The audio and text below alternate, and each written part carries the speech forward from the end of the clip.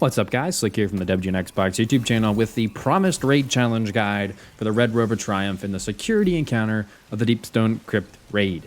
This challenge requires every member of your fire team to have the operator augment and shoot a panel in the basement room of the encounter. Additionally, players who have the operator augment cannot die. This will cause a challenge failed. In this video, we're going to go over our strategy. Basically, our strategy took a forced 3-cycle approach, which basically means we had 2 operators per phase, each shooting 2 panels and destroying 2 phases during damage, and ultimately meaning we 3-phased the encounter. So the main thing you're probably wondering is how do you get 2 operators in a single phase?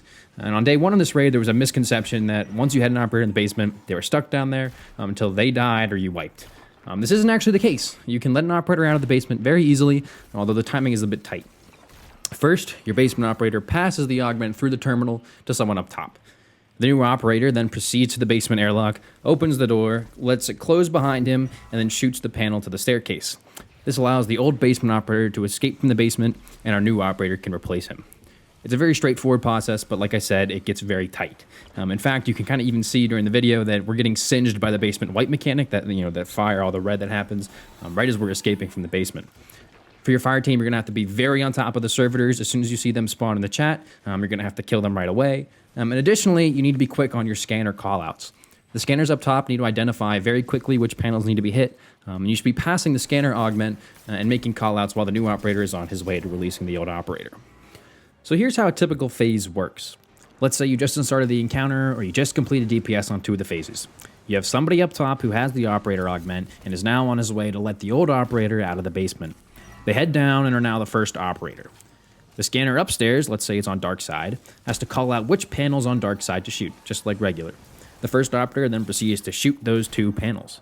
If you're incredibly quick on the callouts, like let's say they're both the 4 wall and 4 pillar, then you can use this time and pass the scanner over to light side. If not, and this is the more likely scenario, allow the first operator to shoot their panels, pass the operator augment upstairs to operator number 2, and then pass scanner from dark to light side.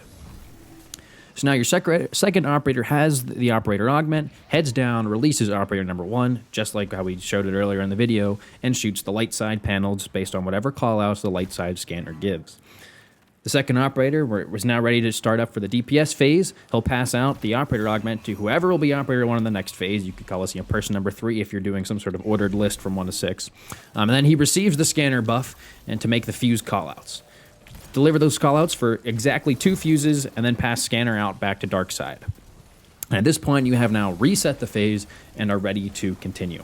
A word of caution, however, make sure that the fuse glass has closed so that your DPS time is over before you make scanner callouts. Otherwise, the yellow glowing panels that the scanner can see, they might switch up during that time. It happened to us a couple times, and your operator might end up shooting the wrong panel, causing you to fail the challenge and wipe. Like I said, we took 3 phases. I could see an avenue to a 2-phase if you're quick enough and cycle additional operators into the basement during each phase. There's also an out-of-bounds area that you can kind of stash people, which I'll illustrate now in case you're unaware of it. The idea is that you can kind of stash 3 extra players down here to kind of make it the operator exchange quicker. Instead of having to pass a scanner up, pass it back down, pass an operator this way, that way, you can just do a quick exchange right there at one terminal.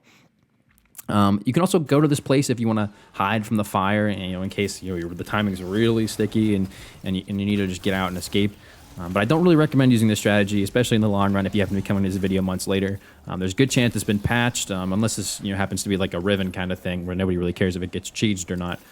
But anyways, if you are actually having issues, try running a Well of Radiance if you're a Warlock, or a Bubble if you're a Titan. Hunters, sorry, you kind of get screwed here on the health classes. But anyways, the idea is, you can throw down a Well or a Bubble and kind of make that time that it takes to die from the basement fire mechanic. You can kind of make that a little bit longer, so that way you give your buddies more time to let you out. Additionally, make sure you take time at the beginning of the encounter so that your entire fire team is aware of all the panel locations from both perspectives, right? Both from downstairs and upstairs, knowing where to look through the windows to find the panel.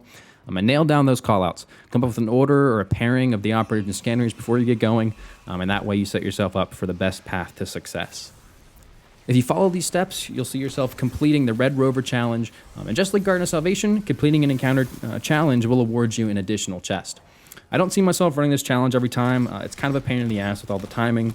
And I imagine most people are probably in the same boat, right? We just want to come to this video or do this encounter triumph just so that way we can have that triumph done and for the purposes of getting the seal accomplished. Anyways, guys, that's going to do it for me in this video. Hopefully this video was helpful to you all and you got the challenge done.